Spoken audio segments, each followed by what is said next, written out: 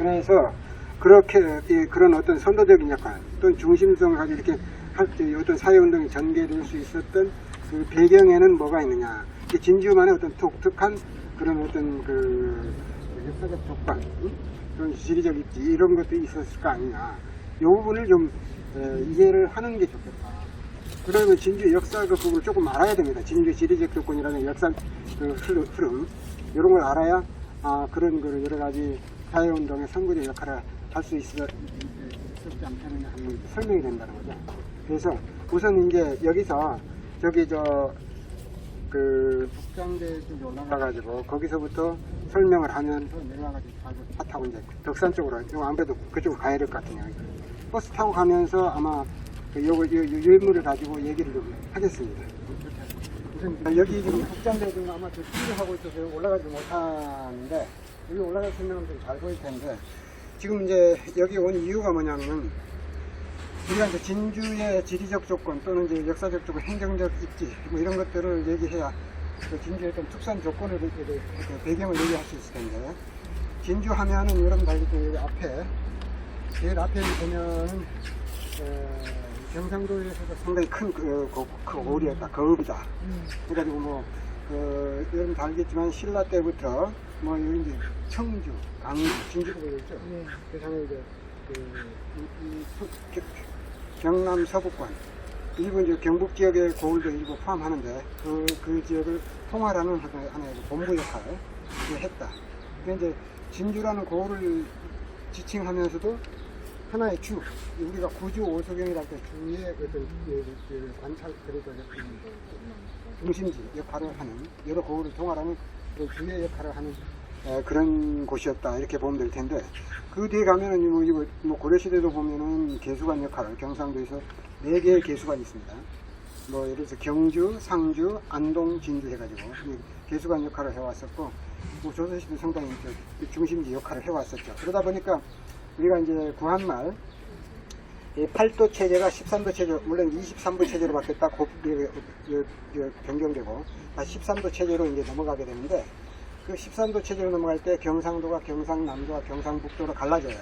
그때 이제 경상남도가 이제 떨어져 나오는데 그때 이제 경상남도에 가명이 부어지는 것이 바로 여기입니다. 근데 여기는 이제 잘 알다시피 조선시대에는 여기가 우병형 여기가 바로 이렇게 만들어지는데 이 제가 이거 하시제가 저기 정시제가 그쪽에 정시제가 있어요. 요거 전체로 해서 여기가 우병형 관하입니다.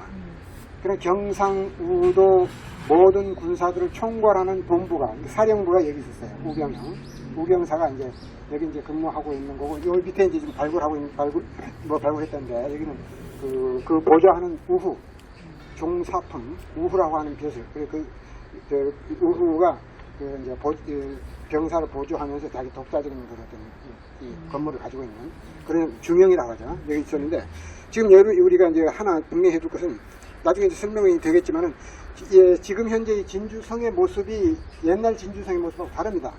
여러분들 제일 마지막 페이지에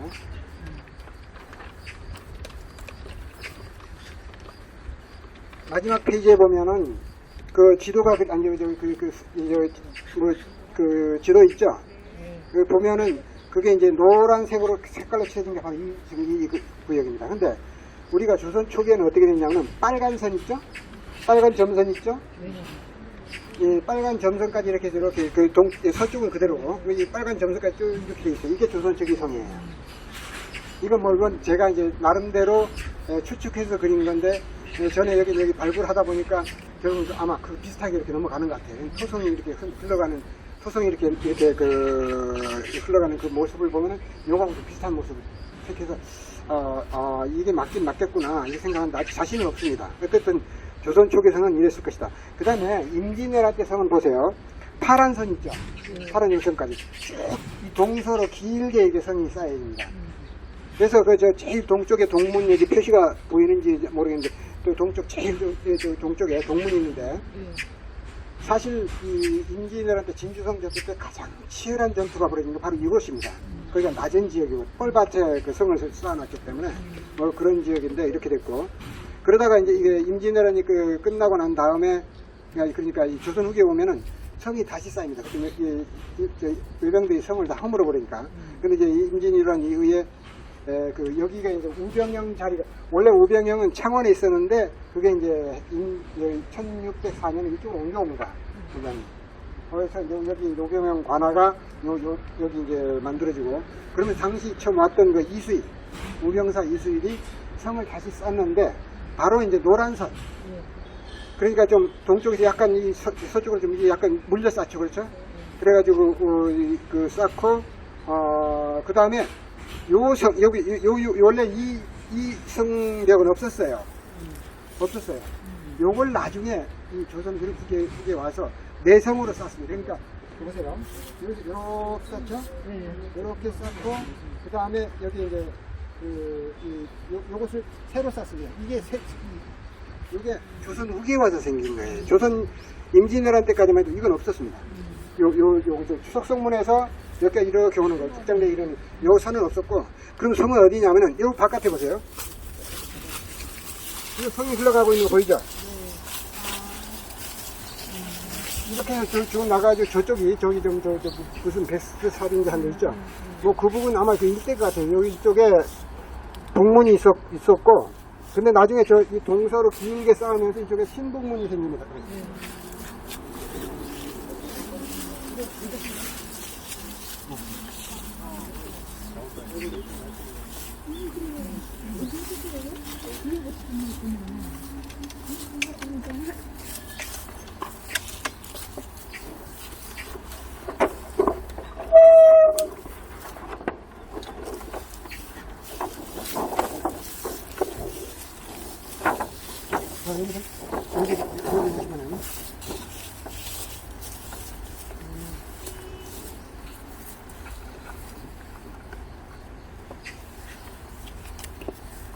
여기 보시면은 여기 이렇게 지금 진주성이에요. 지금 현재 진주성.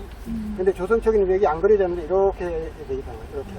이렇게 돌아간다면 조선 쪽에는 이건 없어요. 그런데 저기 임진왜란 때는 이렇게 길게 있어요. 여기 동문자리입니다. 여기 장제동 어리진 로드 있죠. 그 바로 북쪽에 이제 무슨 아파트 삼광 필리스 아파트면 한데 그 부분인데 거기 이제 동문이 있었고, 그러니까 그런데 이제 여기 원래 이제 여기가 북문이고 이쪽이 아마 남문 정도가 있었고 여기 서문이 있었을 겁니다. 근데 이게 이제 이렇게 길게 늘어지면서 결국 여기 북문은 구북문이라고 하고 여기 신북문이 여기 만들어져요. 여기 신북문입니다. 그다음 남문이 만들어지고 여기에 동문이 만들어졌어요. 그런데 이게 조선 후기에 오면 이 안으로 들여쌌기 때문에 그럼 여기가 길이가 짧잖아요. 동문이 필요 없는 거예요. 임진왜란 때는 동문이 있었는데 이때는 동문이 없고 동장대가 이제 만들어지는 거 대신에 동장대 지휘소가 만들어지고 이게 그대로 신동문, 남문은 그대로 조선역에 남아있어요. 근데 이 부분이 새로 쌓여진다는 거예요. 그러니까 성문이 이렇게 해서 이게 여러분들이 잘 여기 보면은 여기가 무체국이에요. 여기가 경찰서예요. 이 성이 거기까지 이렇게 돌아가는 거예요. 그리고 그 바깥에 대사지가 있습니다. 그런 형태를 취하고 있다. 우선 이걸 좀 알아두셔야 될 것 같아요. 나중에 여기는 갈 겁니다. 이따가 여기 갈 겁니다. 그 중앙병원, 도립병원 자리, 거기 이제 여기 중요한 자리이기 때문에 갈 텐데, 어쨌든 성이 이렇게 둘러져 있었다라는 사실을 우선 알아야 되겠다. 어쨌든 여기는 이제 아까도 얘기했지만 중요한 그 고을이기 때문에 우병영 관아가 이제 설치돼 가지고 그 중요한 역할을 했었고, 그 뒤에 가면은 이 가보개혁 때 1894년 가보개혁 이후 여러 가지 제도가 바뀌면서 병영제도 이 제도도 없어집니다. 나중에 진위대라는 게 새로 만들어져 가지고 이제 도청 소재지에 이제 이 군대가 주둔하게 되는데, 그런데 그러다 보니까 그럼 우병영 관아가 없어지는 소용이 없게 되죠. 그 제도가 없어지니까. 그런데 여기가 이제 23부 체제로 만들어질 때도 관찰부가 있었고, 그 다음에 두어지고, 그 다음에 13도 체제로 만들 때도 경상남도 관찰부. 그러니까 가명이 여기에 이제 우병영 건물이 그러니까 가명 건물로 쓰여지게 된 거예요. 관찰부. 그래서 이 일제시대 지도 보면 여기 도청이라고 표시가 되어 있어요. 근데 나중에 이게 그러니까 관찰부가 뒤에 가면 도청이죠. 이게 이제 진주가 도청 소재지로서 중요한 역할을 하고 있다. 그러면 도청 소재지면은 여러 가지 어떤 제도를 개혁하고 새로운 어떤 시설들이 만들어진다고 할 때 도청 소재 먼저 만들어지겠죠. 그러겠죠. 그래서 진주에는 보면은 뭐 예를 들어 소학교 같은 1896년 관립 소학교 있죠. 시직학교. 그게 처음 만들어져요. 이게 그건 도청 소재지에만 만들어지기 때문에 그런 거라든가 여러 가지 기관들이 여기 많이 몰려들기 때문에 여기가 이제 그 활력을 띠게 된다. 이게 그런 것은 아시면 될 것 같고, 그걸 좀 아셔야 될 것 같고요. 그래서 여기서 이제 설명은 이 정도로 하고 있습니다. 그런데 다 아시다시피 1925년에 도청이 부산으로 이전됩니다. 이미 이 합방 이전부터, 강제 합방되기 이전부터 일제는 뭐냐면은 침략의 전초기지가 어디예요? 부산이죠. 부산에서 이제 경부선으로 해가 서울까지 올라가죠. 근데 그 요소 이제 거기는 발전하겠죠. 경부선이 있으니까. 근데 여긴 진주는 경부선에 떨어져 있단 말이에요. 근데 총독부가 뭐냐면 아무래도 부산이 중요한 지역이기 때문에 도청을 그 뒤로 경상남도 도청을 뒤로 옮겨야 되겠다 해가지고 여러 번 획책을 하는데 여기 이제 주민들이 반대를 하기 때문에 경남 서부 지역의 많은 주민들이 반대하기 때문에 하질 못하게 됐어요. 그런데 25년은 결국 강행을 해버립니다. 그래서 도청까지 뺏겨버리면 여기는 완전히 활력이 여러 기관들이 다 옮겨가니까 그럼 여기는 결국은 침체될 수밖에 없다. 특히 이제 뭐냐면 다 알다시피 부산이라든가 마산은 바닷가 지역이에요. 그래서 마산이라든가 이 부산 이런 데는 일본인들이 상당히 밀집해 살게 돼요. 그러면서 급격하게 이 도시화가 진행되는데 여기는 그나마 도청 소재지였기 때문에 조금 활력을 띠는 것처럼 보였지만은 도청까지 뺏겨버린 부산으로 이전되고 나니까 여기는 그냥 활력을 잃어버리는. 그래서 마산이라든가 부산에 비해서 결국은 이 변화 발전의 속도가 상대적으로 낮을 수밖에 없다. 그러니까 지금 상대적으로 낙후화되어 버리는 이 지역이 그런 양상을 보이게 된다는 것을 우선 아셔야 될 것 같습니다. 망리로라고 되어 있죠. 인우가 여기 이제 저 앞에서 보면은 영남포정사라고 되어 있어요. 그건 뭐냐면은 이게 원래는 아까 여기 병영이 들어섰다고 그랬죠. 사실 이 제각은 나중에 해방 이후에 아마 만들어진 것 같아요. 그래서 사실은 이 제각들은 나가줘야 되는데 밖으로. 그래서 이 병영은 최소한도 우병영은 복원이 돼야 돼요. 그게 나중에 도청으로도 쓰였으니까. 근데 우리가 병영이라든가 어떤 기관에 들어가면은 앞에 이걸 원문이라고 해요. 원문이라고 그러는 건데 뭐냐면은 옛날 황제가 어디 이제 순실을 가죠. 그 순실에 가다가 어느 곳에서 임시로 머무는 경우가 있단 말이에요. 벌판에서. 그러면 뭐냐면 일단 여러 가지로 울타리를 쌓고 그다음에 입구에다가 뭐냐면은 천자가 타고 다니는 수레 있죠. 수레가 약간 앞에 끌채가 약간 이렇게 굽어 있어요. 그럼 이걸 이 수레를 양쪽으로 대가지고 이렇게 세우면 끌채를 세우면 아치 형태가 되죠. 그걸 원문이라고 그랬대요. 이게 수레 끌채 원자예요. 원자가.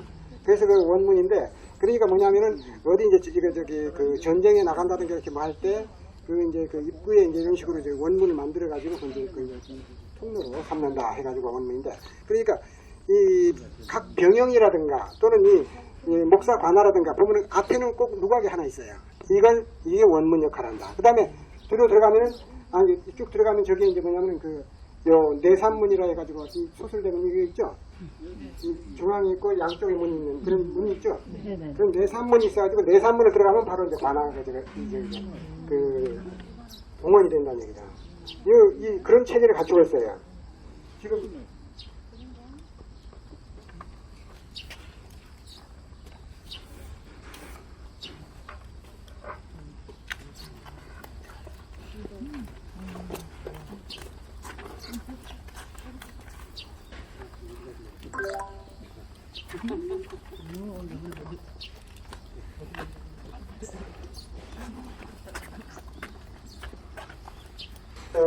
여기 보시면은 요거예요. 요게 원문이에요.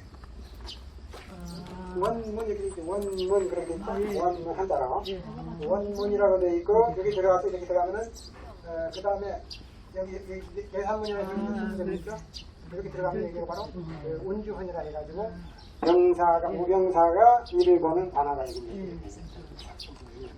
그리고 여러 가지 부속 건물도 있고 아전주 건물이라든가 아니 또 이제 그 군사 장교들 건물 이런 게 이거 원문인데 요게 돼 있는데 여기 나중에 이게 도청으로 사용된다고 그랬죠? 뒤에 오면 도청으로 관찰도 도청으로 사용된다고 그랬는데 그때는 여기 아마 이렇게 담장을 두른 것 같아요. 그 일제시대 사진 보면 나오는데 그럼 이게 도청 정문이 되거든요. 그런 역할을 했다. 그래서 영남 포정사도 아마 그래서 그런 그 명칭이 있었는데 옛날에 우병영이 때는 망리루가 아니고요. 정원루 여기 나와 있는지 모르겠네. 여기 표시가 안 되시죠. 정원루라 해가지고 명칭이 달라요. 근데 이건 망리를 나중에 도청을 사용할 때 망리를 한 그 누각의 이름이죠. 앞에 저 팻말은 그냥 이게 도청이라는 걸 표시해 주는 것뿐이고 그렇게 아시면 될 것 같습니다. 그러니까 여기도 보면은 여기도 저 객사가 객사 앞에 누각이 있죠? 비공루라고 그러죠? 비공루. 그 다음에 여기도 가면 사실 이게 지워져 버리는데 이게 목사 관합니다. 이 앞에 가면 여기에 이 누각이 있어요. 마찬가지 이런 형태가. 이 원문 이게 원문이다. 이것도 이제 알아두시면. 그럼 여기 원문이 남미입니까? 아니 이게 요거 지금 여기 요 자리인데. 예, 이 자리인데 여기는 그때는 정원루라고 그랬잖아요. 명칭이 달라요. 그리고 나중에 일제시대에 아마 언젠가 언제 이렇게 변했는지 모르겠지만 망미루라고 이렇게 변한 거죠. 예, 변한 거고 여기도 보면 저 진영 관아가 있어요. 진주진 영장 그러니까 이제 진주에는 여러 그 기관 독립된 기관들이 배치되어 있습니다. 목사 관아가 있죠. 진주 공을 다시미. 우병 관아가 있죠. 우병사 종이품.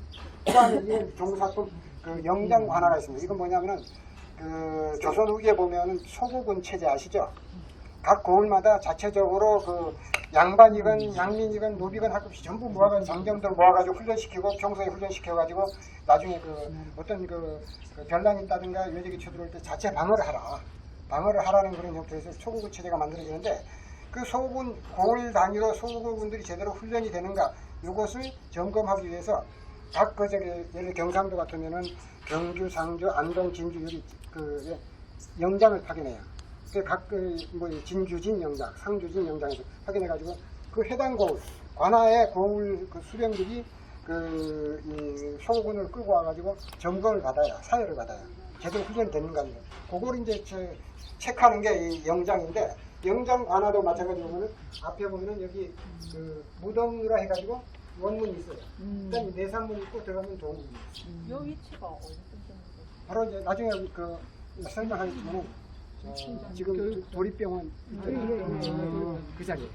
그러니까 그 앞에까지 이렇게 대사지가 있었다고 나중에 가서 얘기할 거예요. 얘기할 건데. 목사가 나요 피봉 감리좀 되죠. 네, 그러니까 여기 분명 하나 더 설명할 거는 여기는 산성이에요. 촉석산성이라고 그래요. 그러니까 진주성이라고 그러죠. 조선시대 보면 촉석산성이라고 이건 방어기지예요. 그러니까 다른 고을 같은 경우는 해미읍성 나간읍성 해가지고 읍성 내에 관아가 들어가 있죠. 객석들어가 있고. 근데 여기는 그게 아니라 성 밖에 저기 북쪽 비봉산 말하기 거기에 보면 관아가 있어요. 목사 관아가 있고 객사가 있어요. 요건 비워둔 거죠. 산성 역할을 하는 거예요. 무슨 일이 있으면 이쪽으로 들어가서 방어를 한다. 그런 역할을 하는 건데, 그래서 조선 후기에 오면은 우병영 기지 역할, 본부 기지 역할도 하면서 산성 역할을 하는 거예요. 그래서 우리가 촉석산성이라고 그런 명칭으로 계속 불리게 되는데, 이 정도 설명하고. 아까 얘기했듯이 그런 식으로 그런 기관, 목사 관아가 있죠, 진영 관아가 있죠, 그 다음에 우병영 관아가 있죠, 그 다음에 문산 쪽에 서천역 철방 관아가 있습니다.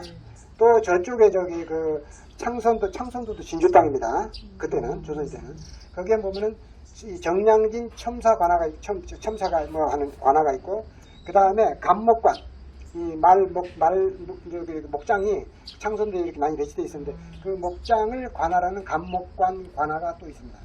여러 관아가 진주에는 배치가 되어 있다는 얘기죠. 그만큼 진주가 중요한 곳이었기 때문에 진주가 또 고을이 상당히 큽니다. 나중에 뒤에 가서 설명할 텐데 그것을 아시면 될 것 같아요. 됐죠? 이 정도. 저기 덕산까지 바로 이제 갈 거거든요. 근데 덕산까지 가는데 우선 이걸 좀 보고 이걸 설명을 드리는 게 덕산 가서 설명할 때 좀 좋을 것 같아서 미리 좀 설명을 드리는 겁니다. 우선 요 유인물 있죠? 유인물 둘째 페이지에 보면은 지도가 나옵니다.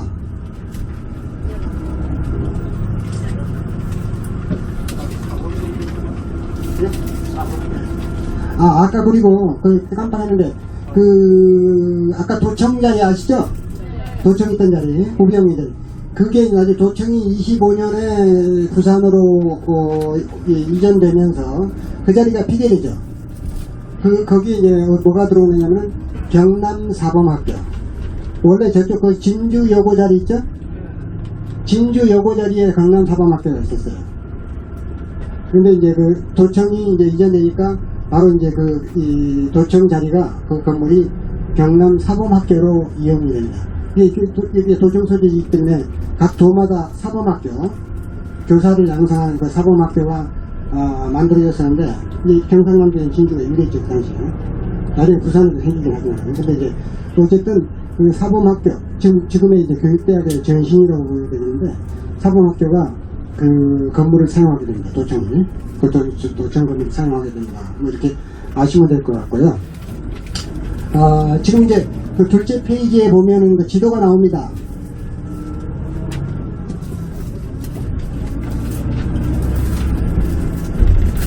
이 지도에 보면은 이 고동색 부분 있죠? 뭐라고 해요? 고동색인가? 주황색이라고 해야 되나요? 하여튼 뭐,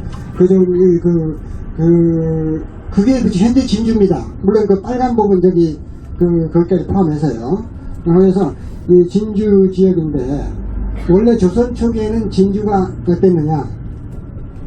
그 초록색, 노란색까지 다 포함해서 그리고 무슨 회색이 아니라 곤양이라고 하는 데 있죠? 오늘 보죠? 거기도 다 진주 땅입니다. 원래 진주 고을이 이렇게 큽니다. 서쪽으로는 섬진강을 접하고 있어요. 그래서 섬진강까지 들어가지고 구례와 광양과 접하고 있어요. 서북쪽으로는 지리산 천왕봉 있죠? 천왕봉 그 능선을 따라서 이렇게 그 능선 따라서 뭐냐면은 전라도 운봉과 접하고 있고 함양과 함양 결국은 함양과 접하고 있어요. 그러니까 지금 우리가 덕산을 가는데 덕산이 그 당시 조선시대에는 이게 진주 땅이었어요. 지금 산청이지만 그러니까 이 천왕봉까지 그러니까 지리산까지 지리산 그 천왕봉까지 진주 땅이었다. 그래서 이 천왕봉 위에는 나중에 얘기하겠죠. 얘기하겠습니다. 그리고 중요한 것은 뭐냐면은 이 곤양 부분 이게 옛날 곤명현이었는데 그래서 진주에 속해있는데 진주 땅이었는데 나중에 그 태실지가 세종 태실지가 조성이 되면서 여기 중요한 땅이다 해가지고 곤명현을 독립시켜가지고 그 곤양 밑에 곤양은 금양 부국이었어요. 근데 이 금양 부국과 곤명을 합해가지고 곤양 이렇게 해가지고 곤양 군으로 독립을 시켜서 떨어져 나갔고 그리고 그걸 설명 못했네요. 이 진주 땅에 보면 옛날 지금 삼천포 아시죠? 바닷가 삼천포의 일부가 또 진주 땅이었어요. 말문이라 해가지고 거기 노란색으로 칠해져 있죠. 그 다음에 바다 건너 창선도 이것도 진주 땅입니다. 그 당시에 이제 조선 말기까지가 진주 땅이었어요. 창선도가. 그리고 지금 이쪽 동남쪽에 보면은 노란색이 칠해진 데 있죠? 영현면, 개천면 뭐 이런 지역 있죠? 이것도 진주 땅이었습니다. 지금은 고성 땅인데요. 고성으로 떠다니고 나왔지만 이게 다 진주 땅이에요. 그러다가 숙종 때 가면은 이 도적들이 들끓으니까 결국 뭐냐면 이 섬진강 이쪽, 지리산 이쪽이 좀 중요한 지역이다. 그런데 진주 관하에서 너무 멀죠. 그러니까 이게 이제 어떤 그 토포용을 도둑들을 잡는 그런 토포용 설치하자는 논의도 있었지만은 그러지 않고 아예 하동 보세요. 하얀 하동이 있는데 원래 하동은 조선 후기까지 조그마한 고을이었습니다. 그런데 하동에다가 여기 이제 화계, 악양, 이 진답, 정량 이 부분을 하동격으로 이송을 시켜버려요. 저 진답이라고 표시, 저기 저 한자로 되어 있는데 그 초록색 부분을 보면 밑에 요게 지금 하동 군청자리입니다. 근데 원래 여기 진주 땅입니다. 근데 요 부분들이 숙종 때 하동으로 넘어갑니다. 그래서 하동현이 결국은 이 부분을 받으면서 하동부로 승격이 돼요. 격이 상승하는 거죠. 지역이 넓어지고 진주는 그만큼 적어지는 거고.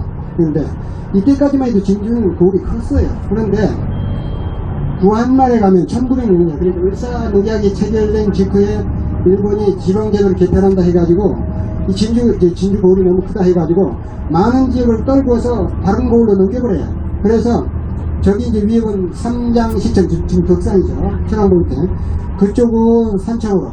그 다음에 뭐 거기 보면 옥종이 종마라든가 옥종, 그러니까 이 서쪽 노란 부분, 그러니까 삼장시청 빼고 나머지 부분은 하동으로는 덕천강 서쪽 이쪽은 다 하동으로 넘겨버립니다. 그리고 뭐냐면은 아까 얘기했듯이 저 동남쪽 노란 부분, 그러니까 개천이라든가 영현 이쪽은 보성으로 넘겨버립니다. 그 다음에 창선도는 남해로 넘겨버립니다. 그 다음에 그 말문 이쪽은 이제 사천으로 넘어오고 이런 식으로 해서 사실은 진주 지역이 그 다음에 1913년에 다시 지방제도 이 일제시에 들어와서 지방제도를 개혁하면서 일부가 또 넘어가는데 거기가 어디가 넘어가는 초록색의 연두색으로 표시한 조그만 지역 있죠? 바닷가 하천만 북쪽에 그 부분이 진주였었는데 이 부분을 사천으로 넘겨버립니다. 그리고 저기 함안으로 넘어가 있던 함안으로 이속됐다가 1906년에 이속됐다가 일부 빨간 부분 그거는 이제 다시 진주로 넘어오면서 진주의 원래 지금 현재 모양 이게 이제 만들어진다는 거죠. 그게 일제시대 이렇게 되어온 이후 지금까지 이어지고 있다고 보면 될 겁니다. 그러니까 우리가 진주의 역사, 진주의 문화, 이런 진주 그 특기를 얘기한다고 할 때 이 고을이 이렇게 영역이 변하고 있다. 사실은 이런 예는 드물어요. 전국적으로. 이 진주가 이상하게 이런 식으로 영역이 계속 줄어드는 그런 형태. 그러니까 우리가 옛날 조선시대 얘기를 한다고 할 때는 진주 영역이 이랬다는 것을 전제로 얘기해야만 이해가 된다는 거죠. 그리고 진주 농민 항쟁하면은 가장 첫 봉기지가 덕산입니다. 근데 왜 진주와 관계없는 다른 데서 봉기가 되느냐? 그게 아니고 그 당시에는 그때는 뭐냐면 덕산이 진주 땅이었기 때문에. 뭐 이걸 이제 우선 이렇게 영역이 변한다는 것을 알고서 다시 앞으로 넘어갈까? 그러니까 지금 설명을 했습니다. 저기 그 중간에 보면 조선 초기 진주 영역은 서쪽으로 섬진강까지 어디로 얘기돼 있죠. 이 부분 얘기 다 된 겁니다. 그런데 우리가 진주 문화를 얘기한다고 할 때 빼놓을 수 없는 부분이 지리산입니다. 지금은 지리산 진주와 관계없어요. 그런데 그 당시에는 조선시대까지만 하더라도 이 진주를 얘기한다고 했을 때 지리산을 빼놓을 수가 없어요. 지리산 천왕봉 하면은 거기에는 옛날에는 성모사가 있었어요. 지리산 산신을 민간에서는 뭐냐면 성모라고 불렀어요. 성모 말이 할 때 성모 있죠? 성스러운 어머니. 그 성모라고 부르고 또 어떤 경우에 세종실록집이라든가 이런 데 보면 대대천왕 정신보살 대대천왕 천정신보살 뭐 이런 식으로 그런 식으로 이제 표시도 되게 하는데 어쨌든 그 성모사가 있어요. 근데 그 성모사에 대한 제사를 수령이 지내는 걸로 되어 있어요. 목사가, 진주 목사가. 거기까지 이제 진주가 이제 다스리고 있다는 그런 얘기가 되는 거겠는데요. 근데 이 지리산은 여러분들이 좀 들어서 아시겠지만 삼신산 중에 하나다. 여러분들 여기 나오죠. 여기 지리산은 남해산에 있다. 이는 백수의 대맥이 끝나는 곳이어서 일명 두류산이라고도 한다.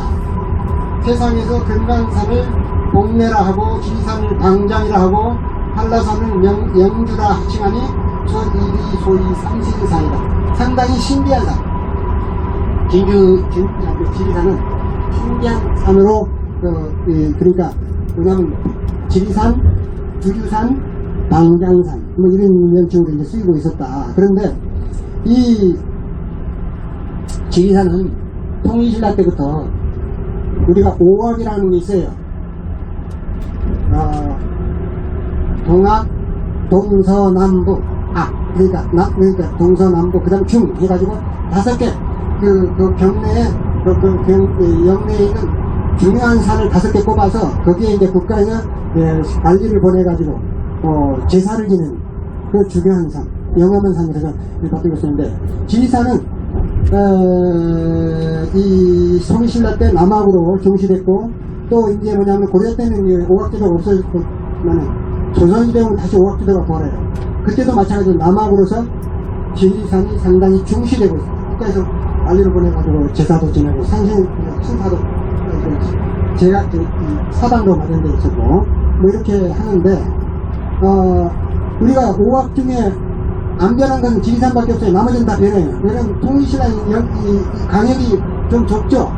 나중에 한반도 전체를 넓혀지면은 오각제도도 변할 수밖에 없어요. 오각이 변할 수밖에 없어요. 근데 지리산만은 남학으로 계속 정시되어 왔다. 뭐 이런 거고, 또 한 가지 중요한 것은 이 지리산과 관련된 전설. 예를 들어서 왕건, 고려왕, 왕조 태조 왕건 있죠? 왕건이 사만을 재통일한다. 뭐 여러 가지 전설과 관련해서 이 성모 천왕이 여러 가지 이렇게 도와주는 성모가 산신이 도와주는 그런 도와줬다고 하는 그런 기사가 고려사에 나와요.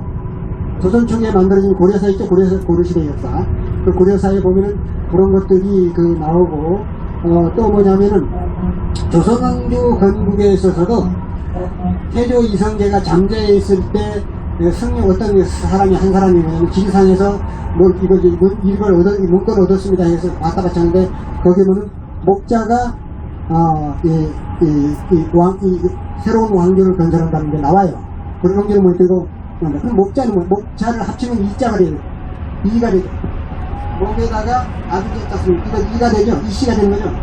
뭐 그런 게 그래서 조선 초기에 보면은 정도전이라든가 당시 이런 인물들이 조선 왕조 개창의 정당성을 발휘하기 위해서 바로 그런 전설들을 이용을 해요. 이런 식으로 지리산이 왕조 개창과도 관련된 여러 가지 전설을 가지고 있는 그런 신기한 산입니다. 그래서 이제 보면은 지리산은 아까 성모사가 있다고 그랬는데 아까 그러니까 관에서 지내는 그런 사당이 따로 있고 지리산 신사라에서는 어디에 있냐면 남원 쪽에 있습니다. 지금은 그 지역이 구례 땅으로 들어가 버렸지만 어쨌든 남원에 있었고 근데 민간에서 성모사를 세워서 천왕봉에다 꼭대기에 세워놨는데 거기에 수령이 가서 직접 친위 제사를 지내는 곳으로 그렇게 이제 지정이 되어 있어요.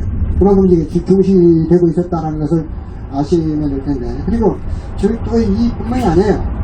지리산 하면은 이 지리산 둘레로 140여 개의 사찰이 있는데 그 중에 80여 개 부분이 진주 쪽이에요. 진주에 있는데 지리산 이 기슭에 뭐 여기저기 이 사찰이 만들어졌는데 그게 한 80여 개 된다는 거예요. 진주 경내만. 그리고 이 도교와 관련된 녀석. 여러분 알긴 도사들이 신선이 되기 위해서 단약을 먹죠? 우리 여기서 도수를 부리고 하겠죠? 여러 가지 돌을 닦고 하죠? 근데 지리산이 바로 당나라 중국에 유학 갔던 사람들이 승려라든가 이런 사람들 이제 동학자들이 중국에서 영향을 받아가지고 와서 지리산에 숨어들어가지고 지리산에서 도학을 그러니까 그런 도교를 전승시키면서 여러 가지 활동을 하고 있었다. 그리고 지리산에 신선들이 많이 산다. 이게 옛날부터 계속 그 얘기가 조선시대에 초기에 활약했던 김종직, 전필제 김종직이라든가 등등 이런 사람들이 여러 가지 문집이 있는데 거기에 보면 그런 전설이 좀 기록이 돼 있어요. 지리산을 여행하면서 여기에는 이런 기사, 이런 전설이 있다, 여기 뭐 있다, 이건 믿을 수 없다, 뭐 하면서 여러 가지 얘기인데 그런 것들이 지금 만들어진 게 그때부터 이렇게 만들어지고, 이미 그 전에 만들어지고 있었다는 얘기죠. 그래서 지리산이 상당히 영험한 산. 뭐 여러 가지 왕조 개창과도 그 관련이 되고, 또 그런데 어쨌든 지리산에는 태울신, 그러니까 북극성 신이죠. 그 태울신이 살고 있다. 그 조교의 최고의 신이라고 할 수 있는데 그런 신이 살고 있고 신선들이 놀고 있다. 심지어 최치영이가 신선들하고 같이 거기에서 은밀한 곳에서 같이 신선들하고 바둑을 두고 뭐 이런다더라. 뭐 이런 그 전설까지도 그 당시에 막 떠돌아다녔던 것 같아요. 그래서 상당히 지리산이 신비한 산. 영험. 그리고 여기 와서 기도하면은 성모사에 와서 기도하면은 뭐 여러 가지 소원이 들어준다더라 해가지고 지리산은 아주 그 영험한 산이기 때문에 무당들이 많이 몰려들어요. 8도의 무당들이 일단 여기에만 거쳐간다. 그런 식으로 여기 신비화됐었고, 또 한 가지 중요한 것은 뭐냐면은 조선 초기에 보면은 여러 가지 비기류가 있습니다. 조참석, 예언서 있죠. 어느 왕조가 막아 누가 어느 성씨가 뭐 그 새로운 왕조를 연다더라 하는 그런 거 있죠. 또 어디 우리가 난리가 나면 어디에서 어디 쪽으로 숨어 들어가면 거기서 편안히 살 수 있다든가 하는 복지, 그래서 이제 응가할 수 있는 것, 뭐 이런 것들을 거기에 수록하고 있는데, 그 조선 초기에 여러 가지 비기류가 여러 가지 고려시대에는 조참 사상이 상당히 팽배를 했었어요. 그렇기 때문에 그런 예언서들이 많이 썼을 텐데, 그런 예언서들이 많이 쓰던 것 같아요. 근데 그 중에 뭐가 있냐면 성모비기라는 거예요. 성모비기.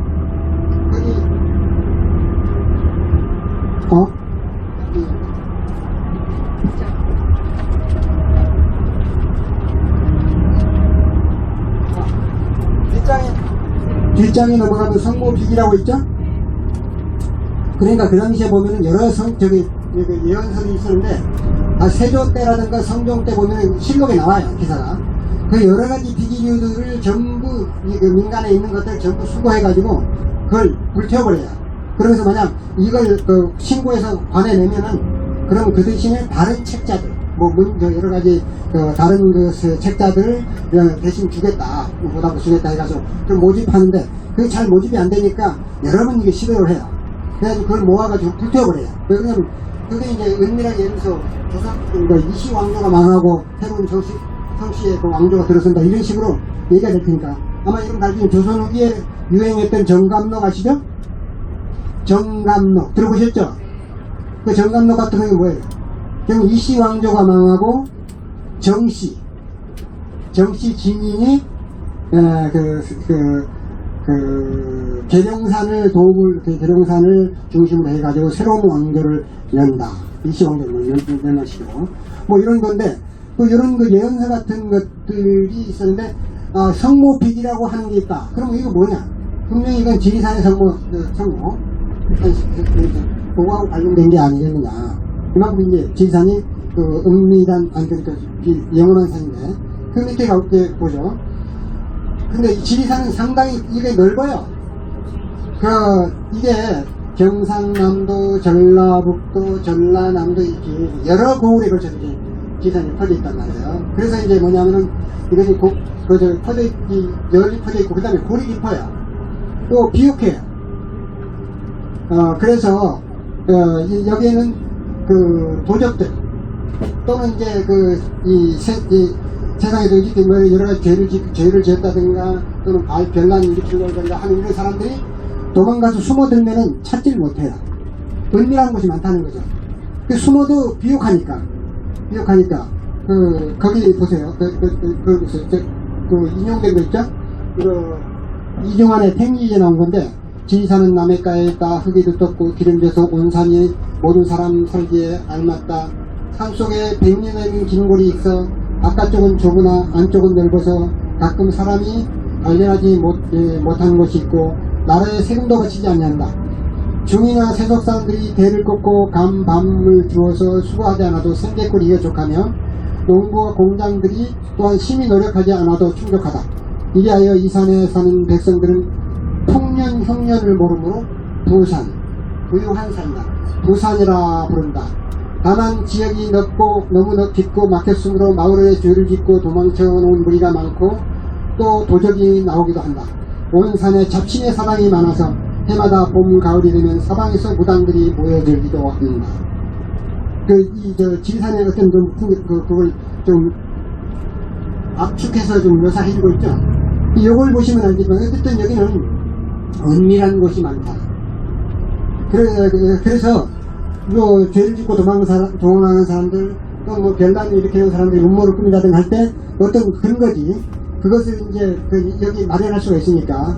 그래서 뭐냐면은 여기 이제 어떤 저항의 거점, 저항운동의 거점 역할을 많이 한다는 거죠. 그래서 조선 초기에 보면 뭐 장영기 도적 사건이라고 장영기라고 있어요.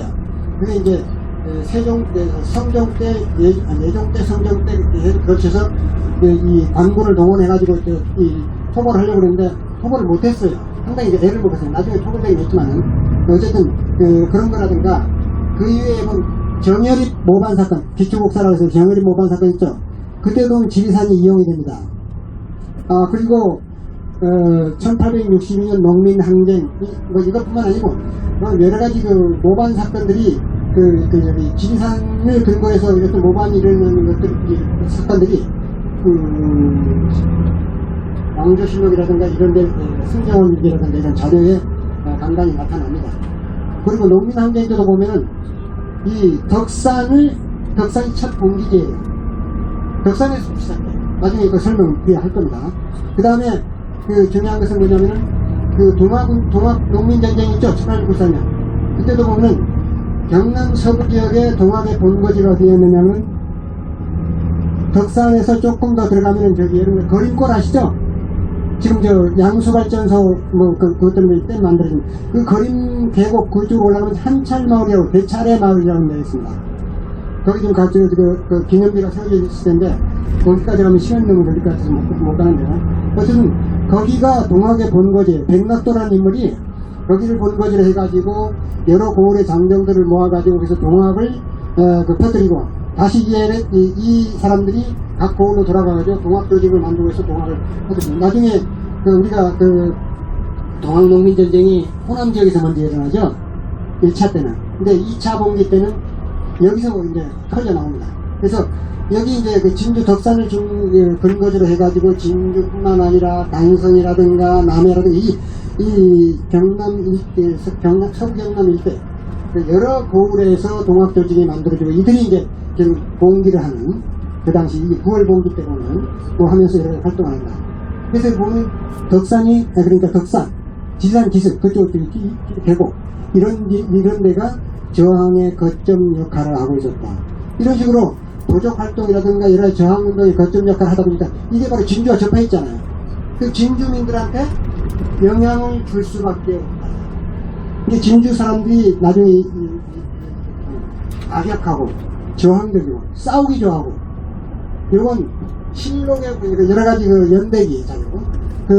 왕조실록이라든가 승정원 얘기라든가 이런 데 보면 곳곳에 나타나고 있어요. 진주의 어떤 진주의 기질 해가지고 이게 사실 남명학파하고 연결시켜가지고 얘기를 하는데 사실 이게 이런 어떤 지리적 조건 이런 것들이 작용했을 것이다 라고 이제 생각을 합니다. 어쨌든 그 다음 페이지 넘어가서 보세요. 그리고 뭐 의령투쟁 때도 보면 구한말 의령투쟁 때도 보면 일제에 저항하는 일제 침략에 저항하는 의령투쟁 때도 지리산 중요한 거점 역할을 해요. 또 나중에 이제 뒤에 나올 겁니다. 그 다음에 어떤 진주권은 또 중요한 것은 뭐냐면은 상당히 토지가 비옥해요. 마찬가지로 이중환의 탱기에 보면 이런 것이 나와요. 나라 안에서 가장 기름진 땅은 전라도 남원 고려와 경상도 성주 진주 등 몇 곳이다. 그곳은 논에 한 말 종자를 뿌려서 최상은 140마를 거두고 다음은 100마를 거두며 최하로 80마를 거두는데 딴 그 고을은 그렇지 못하다. 즉 척박하다는 거죠. 청청도에는 내포와 촬영이 남은 기름진 곳과 메마른 것이 반반인데 가장 기름진 곳도 종자 한 마를 뿌려서 60말 안팎을 거두는 것이 많다. 그래 기름진 곳이 60말이다. 근데 진주는 기름진 게 얼마냐면 140말. 못해도 100만, 80만. 그러니까 진주가 상당히 기름지다는 거예요. 그래서 근데 조선후기에 보면은 여러분 암행어사 박문수 아시죠? 그 박문수가 이제 그 영도 이거 도순기로 영도 6년을 조순기였는데 이 사람이 진주를 얘기하면서 이런 얘기를 해요. 거기 나옵니다. 토양이 비옥한 곳이 많고 생리가 매우 두터워서 자고 양반과 성안이 다투어 부유함과 호사스름을 능사로 삼고 서로 허물을 적발하는 것을 숭상하고 다투어 논쟁하는 것이 습속하되어 다스리기 어려운 고리가 칭해졌습니다. 박문수가 이렇게 그 진주를 평해요. 근데 이런 게 여기만 나오는 게 아니라 다른 데도 이렇게 나온다는 얘기죠. 이렇게 이제 그래서 진주 하면 그러니까 뭐냐면 그 진주민의 기질이 상당히 저항적이고 악역하고 하다. 그 부유함과 이제 호사스러움을 자랑하면서 서로 이제 여유롭게 살면서도 뭐 상대 그러니까 오만하다는 어떻게 보면 오만하다는 얘기죠. 뭐 그런 그 얘기인 것 같은데 어쨌든 이런 그 기질이 있다. 이게 하나의 진주 문화의 어떤 특질 속의 하나로 이렇게 얘기될 수 있다는 거죠. 그래서 전체적으로 볼 때 경남 이 진주는 뭐냐면 토질이 비옥하고 또 뭐냐 아까도 얘기했지만 그 지리상으로 보면 이제 이렇게 지리적으로 보면 지리산을 풍요한 지리산을 끼고 있죠. 그렇죠. 그 다음에 남쪽으로는 뭐예요? 바다를 끼고 있죠. 창선도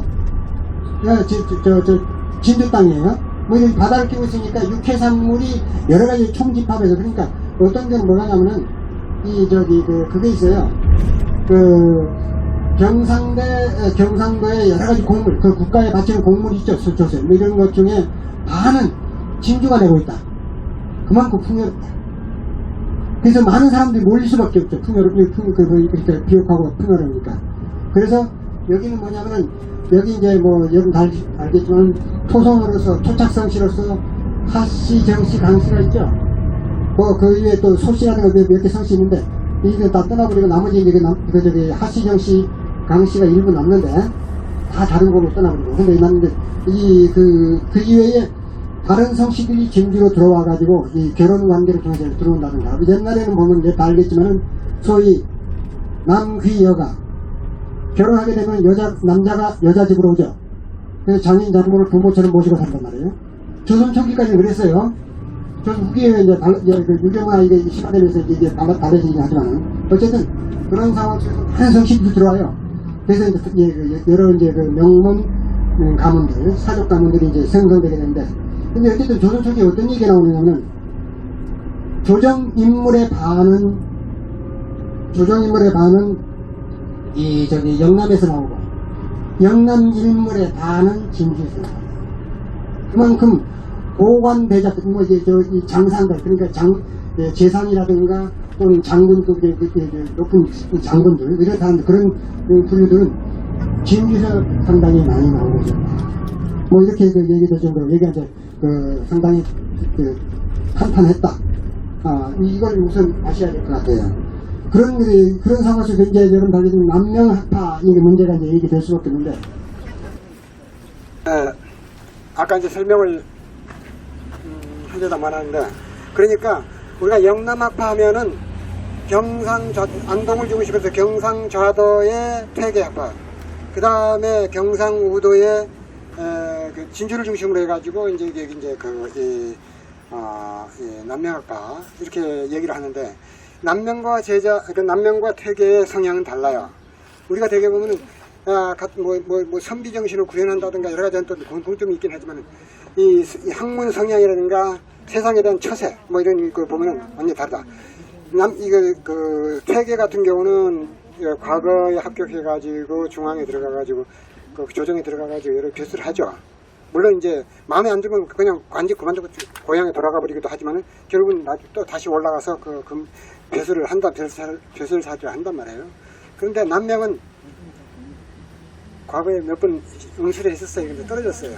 근데 뒤에 나중에는 결국은 을사상황과 일어나고 난 이후부터는 아예 관직에 뜻을 두지 않고 그냥 완전히 묻혀 사는 제자를 기르면서 그냥 묻혀 사는 한 번도 그 중앙에서 여러 번 이게 불렀는데 이거 나가질 않았어요. 나가질 않았는데 어쨌든 그래서 그 저기 퇴계는 여러 가지 세상의 여러 가지 그 국가의 어떤 시정에 대해서도 정치에 대해서도 저기 비판하되 온건하게 비판하고 그리고 다른 사람들에 대해서 헐뜯지 않고 조심하려고 그래요. 근데 남명은 그게 아니에요. 뭐 있으면은 그대로 아주 과감하게 그냥 과격하게 그냥 공격을 해버린단 말이에요. 심지어 여러분들 알겠지만 그 단성 현감에 제수한다 하니까 그거를 이제 사직하는 상소를 올리는데 거기는 뭐냐면은 아예 임금 그리고 당시 명종이죠. 명종이라든가 어머니 섭정을 하고 있던 명종이 그 영향을 미치고 있던 문정왕후 있죠. 여기서 노골적으로 고아라든가 과부라든가 하면서 니들이 아무리 그렇게 뭐 해봐야 되지 않는다. 그런데 내가 왜 나가서 도와주는 거기에서 참여하느냐. 안 나간다. 이런 식의 아주 어떻게 보면 오만방자한 듯한 그런 표현 그렇게 이제 느낄 만큼 상당히 그 과격한 언사를 사용을 해요. 그래서 조정이 발칵 뒤집혔죠. 그래서 그런데 그러니까 저 왕도 그거죠. 저 승지들한테 왜 이런 걸 이렇게 해서 받아들였느냐 말이야. 이거 받아들이지 말고 그 문제를 삼았어야 되는데 왜 문제도 안 삼고 그냥 올렸느냐 해가지고 나무라는 것들이 기사에 나와요. 어쨌든 이 발칵 뒤집혔지만은 남명의 어떤 그 당시의 어떤 지위, 그 당시 그 당대의 그 어떤 차지하는 그 지위 때문에 그냥 묻지 않고 넘어가는 걸로 하자 이렇게 해가지고 그만큼 뭐냐면 상당히 과격하고 좀 그러니까 우리가 남명을 묘사한다 할 때 뭐냐면 아주 그 천길 낭떠러지와 같은 그런 절벽과 같은 그런 낭떠러지와 같은 꼿꼿한 그 기상 이런 것들을 가지고 있다. 그리고 이 기절 그러니까 이 절개 뭐 이런 이 절이 이런 것들을 강조하고 있다. 이제 상당히 그것 때문에 주위에서 이제 추앙을 받고 있는데 그런데 문제는 뭐냐면 학문적인 면에서 어떻게 하느냐면 여기서 이제 문제 차이가 나요. 퇴계는 성리학 일변도예요. 성리학에서 좀 벗어나면 이 단어를 몰아버리는 성향이 있어요. 학문적인 면에서 상당히 강경해요. 성리학 입장에서. 근데 남명은 그게 아니에요. 성리학을 기본적으로 하면서 어떤 얘기를 하느냐면은 여러분 다 아시겠지만은 퇴계의 이황과 그다음 그 제자 기대성이라고 하는 사람이 있어요. 이 두 사람 간에 소위 이제 사단 칠정 가지고 논쟁 벌인 거 있죠. 뭐 이런 거 그래서 막 사람들이 뭐냐면은 그 성리학의 여러 가지 논리 이 이론이 심화되면서 이기심성론이라 해가지고 막 심화되면서 그 논쟁이 벌어지는데 남명은 그걸 보고 뭐냐면 완전히 저 선비들이 말이지 젊은 선비들이 아니 이 빗질도 제대로 못하고 이 뭐 또 실행은 제대로 못하면서 괜히 그 헛된 공론이나 일삼고 있다. 그러니까 이 학계의 어른이신 퇴계가 이런 부분에 대해서는 질책하고 해서 이렇게 하지 못하게 실천이 중요하다. 이미 성리학의 이론은 정자와 주자가 다 만들어 놓은 거고 이미 다시 들어해 놓기 때문에 그 우리가 실천만 하면 되는 거지 왜 쓸데없이 공론을 일삼느냐. 그래가지고 기세도명이라 해서 그게 있죠.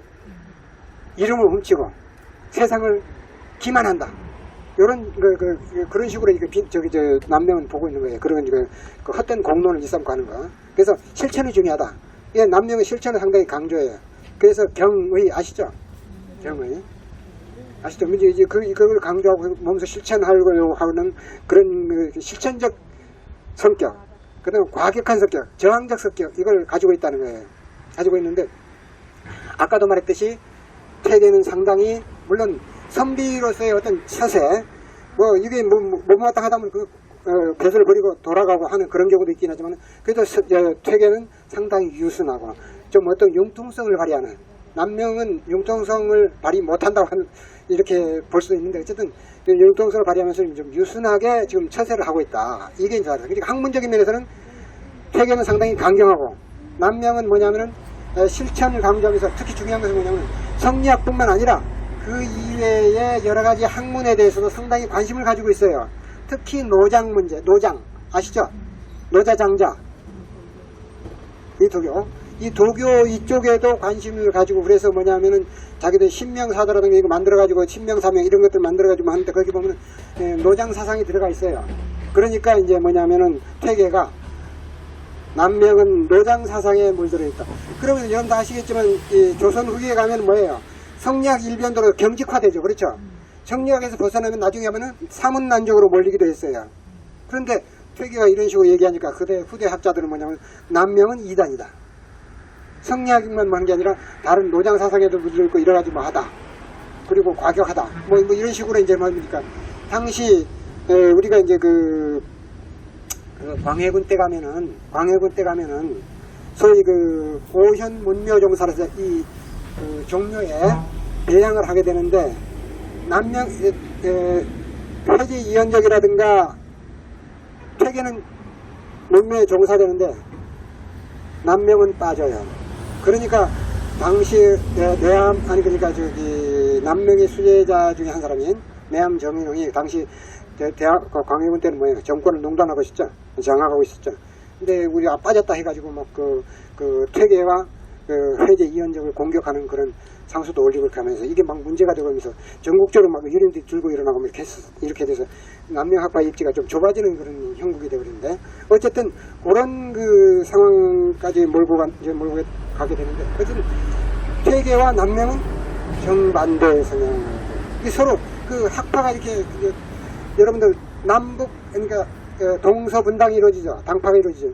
그다음에 동인이 다시 남인 독인으로 나눠져요. 남북 분당으로 이루어지는데 이 보면은 퇴계학파는 남인이고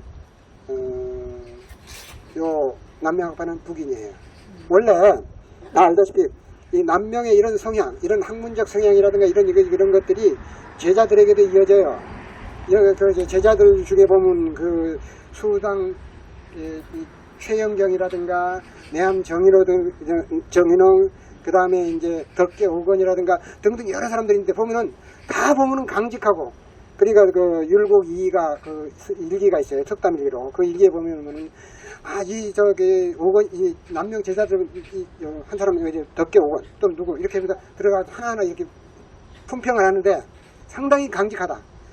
옳은 것은 그냥 누르기 붙인다. 그러니까 한때는 어떻게 하냐면 다른 사람들이 이렇게 무조건 밀고 나가면 안 돼. 좀 약간 융통성을 발휘하라 하는 듯 막 강력하게 밀고 나간다.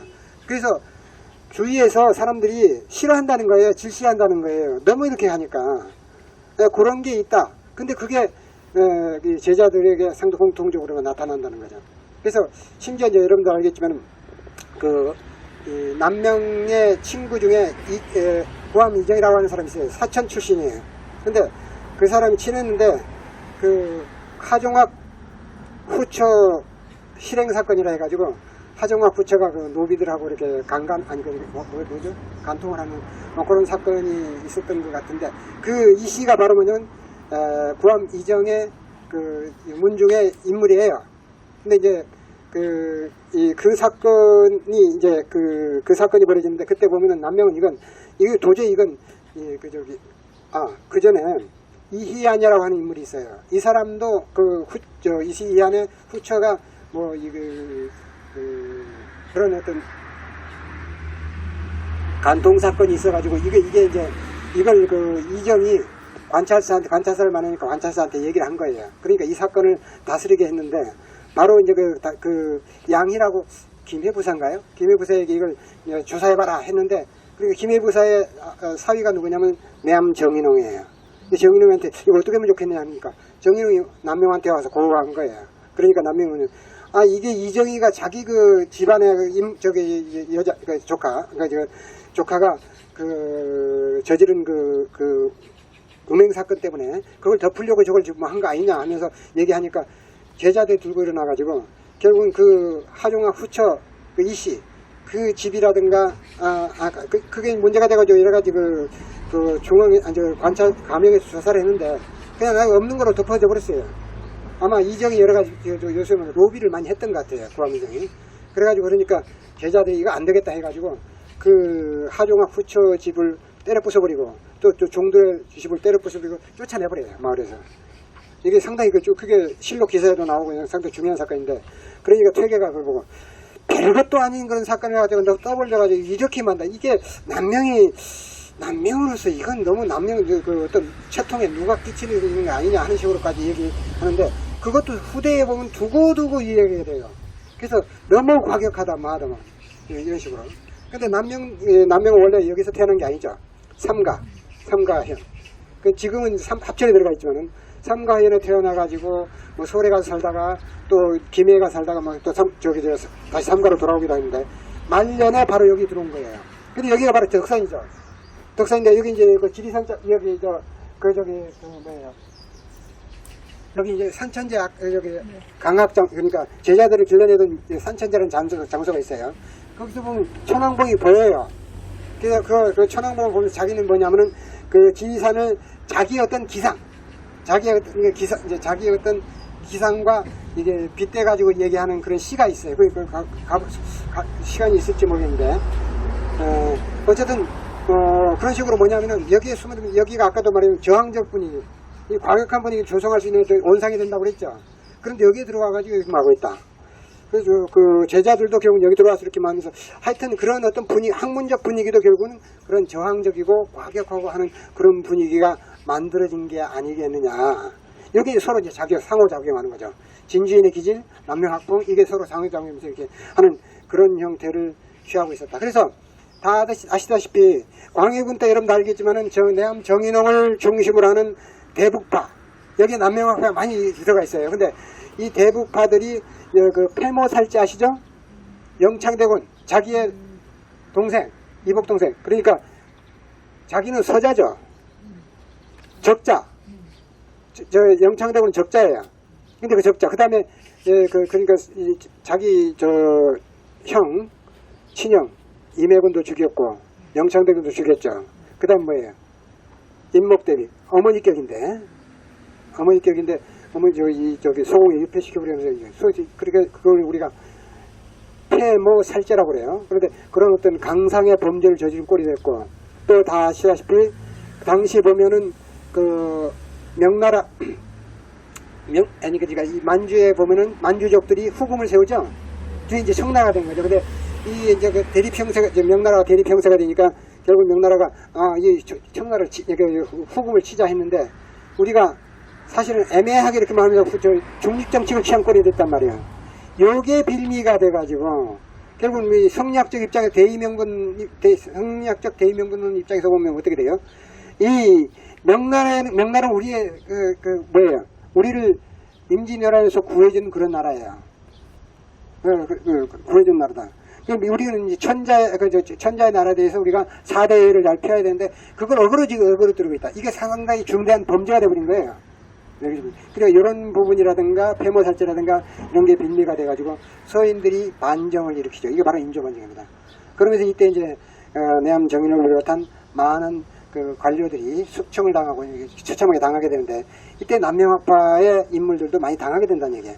그러면서 바로 이 남명이 과격하고 잘못된 거, 그런 거, 학문적인 어떤 이론적인 것은 없고 무조건 이 절개 기상만 강조하고 뭐 이렇게 한다 해서 그런 거라든가, 또 이 노장 사상에 물들어 있다든가 이런 이단적인 이런 거 되는데, 이게 제자들에게도 물려져가지고 결국은 내암 정인홍 같은 그런 나쁜 놈이 나온 거고, 뒤에 가면 영조 때 가면 뭐냐면 무신난이라는 게 있습니다. 이인좌란. 이때 가면은 소위 저쪽 그러니까 지금은 거창과 함양으로 쪼개져서 없어져 버렸지만은 안의라는 굴이 있습니다. 옛날에는 안음이라고 했어요. 여기에 살던 정일학이라고 하는 사람이 이인자란 때 경상도에서는 결국은 반란을 이렇게 주도를 해가지고 결국은 각계 합사하는 그런 형태를 취했는데, 결국은 진압이 되죠. 진압이 되고 난 이후에 결국은 뭐냐면은 이 남명학파가 잘못됐기 때문에, 남명학파의 그 잘못된 학풍 때문에 결국 이런 반란자까지 나타난다 해가지고 경남 서부 지역은 반역향으로 찍혀버리는 거예요. 그 얘기할 때 보면은 남명 밑에 내암 정인홍, 수당 최영경, 참 수당 최영경 얘기를 안 했는데, 수당 최영경도 상당히 과격해요. 그래서 막 이 사람처럼 막 이 비판을 하고 막 어떤 꼿꼿하게 자기 어떤 남명처럼 꼿꼿한 그런 어떤 선비정신을 가지고 있으면서 상당히 과격하다. 또 과격하다 해가지고 사람들이 질시를 했는데, 여러분도 알겠지만 아까 얘기했던 정예립 모반 사건 있죠? 1581년에 일어난 89년 이런 그 정예립 그 모반 사건에 그 이제 기축옥사로 이제 번지르게 되는데, 그때 보면은 이 수당 최영경, 그 다음에 조계 유종지 뭐 이런 사람들 뭐 연루돼가지고 결국은 서울에 끌려가가지고 고문받다가 죽어요. 죽는데 이것 때문에 결국은 뭐냐면은 그 저기 내암 정인홍이 그 당시에 보면은 요 저기 이걸 다스리는데 이 옥사를 다스리는데 누구냐면은 서인의 중요한 인물 있죠. 여러분 잘 송강정철 있죠. 송강정철하고 그 다음에 서해 유성룡, 남명의 제자죠. 수제자. 이 두 사람이 같이 공동으로 이걸 이 죄를 다스리는 여러 가지 조사를 하고 뭐 총괄을 하게 되는데, 이때 서해 유성룡 입장에서는 동인이니까 서인이 아니고, 그러니까 좀 이쪽 그 저기 이 사람들이 이렇게 억울하게 연루된 것을 잘 이렇게 뭐 해서 처리를 해줘야 되는데 아예 모른 척하고 그냥 넘어가 버렸다는 얘기예요. 그게 이제 그게 문제가 돼가지고 결국 뭐냐면 내암 저기 동인이 남북으로 갈리게 되니까 계기가 돼버린 거예요. 그게 기축옥사가 이때 많이 이제 당하게 되는데, 바로 이제 두고 이 사람 나중에 주위에 가면 신원이 돼요. 억울하게 죽었다는 거 신원이 돼가지고, 그래서 여기 덕천서원에 모셔져 남명을 모시는 서원인데 여기에 유일하게 최영경이 같이 배양이 돼요. 그만큼 이제 남명 제자 중에서 중요한 인물인데, 이 사람까지도 결국은 매도의 대상이 돼요. 조선에게 보면 내암 정인홍, 수당 최영경, 그 다음에 누구냐면은 정예립 아니 정예립이 이제 저 누구죠? 여기 잊어버렸네. 방금 나왔습니다. 이인절안에 정일양, 얘기했다가 정일양 같은 경우도 같이 들어주면서 이런 그러니까 남명학풍이 잘못됐기 때문에 이런 나쁜 인물들이 나오고 반역이 이루어지고 한다 해서 이 반역향이 되버린다. 근데 사실은 진주는 거기 반역에 가담한 적이 없거든요. 오히려 이제 그런 저적들을 토벌한다 해서 창의하는 그런 세력들이 많이 나왔었는데, 어쨌든 여기는 뭐냐면은 바로 남명을 모시는 가장 중요한 서원이 이 덕천서원이에요. 요거 이외에 김해의 신산서원, 그 다음에 삼가, 그쪽에 보면 용암서원이 있어요.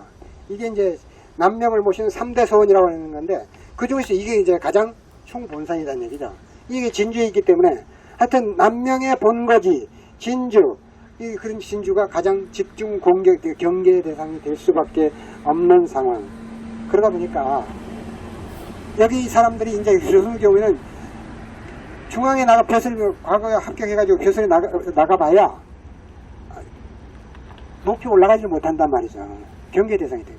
그러니까 포기를 하는 거예요. 그래서 여기 침체가 돼버린다. 여기가.